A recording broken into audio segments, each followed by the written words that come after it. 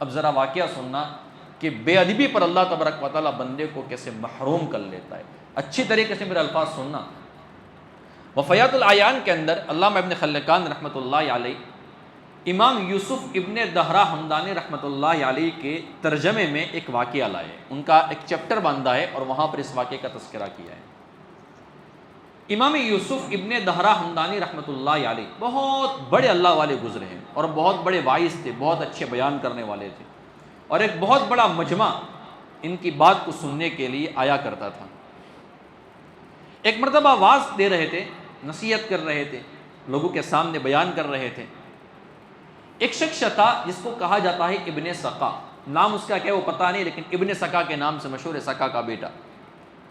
بہت اچھا حافظ قرآن تھا اور بہت اچھا قاری بھی تھا, قرآن کریم کی بہت اچھے انداز میں تلاوت کرنے والا بھی تھا.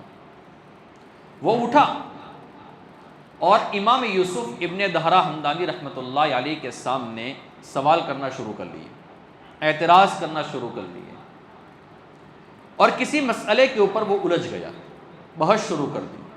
اب اللہ والے جو ہوتے ہیں وہ پہچان جاتے ہیں کہ کون سا بندہ سوال کر رہا ہے جاننے کے لیے اور کون سا بندہ سوال کر رہا ہے امتحان اور شرارت کے لیے. یہ اللہ والوں کو اچھی طریقے سے پتہ چل جاتا ہے. یہ بندے کو قدرت یہ چیز ہوتی ہے کہ اللہ تبارک و تعالیٰ بندے کے دل میں ڈال دیتی, پھر جواب بھی اسی طریقے سے نکلتا ہے.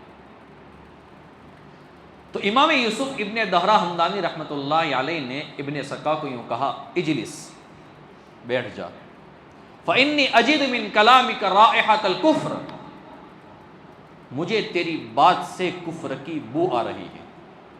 وَلَعَلَّكَ تَمُوتُ عَلَى غَيْرِ دِينِ الْإِسْلَامِ, اور شاید تیری موت اسلام پر نہ ہو, جب تو مرے تو کفر پر مرے. یہ جملہ انہوں نے کہہ دیا. اس لیے میں کہتا ہوں کہ کسی کو ستانے کا نہیں, کسی کو تکلیف نہیں پہنچانے کی.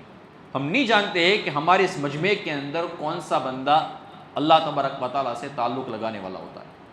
ہم کسی کو ستا دیتے ہیں, کسی کو تکلیف پہنچاتے ہیں, کسی کی غیبت کرتے ہیں, کسی کو گرانے کی سازش کرتے ہیں, اور وہ بندہ اگر ایک مرتبہ یوں کہہ لیتا ہے کہ اللہ مجھے بدلہ نہیں لینا ہے, اب تو نمٹ لے, تو یاد رکھنا میرے دوستو, جب اللہ رب العزت بدلہ لینے کے اوپر آتا ہے نا, نسلوں کی نسلیں تھک جاتی ہیں, پریشان ہو جاتے ہیں, مہلک بیماریوں میں اللہ مبتلا کر دیتا ہے.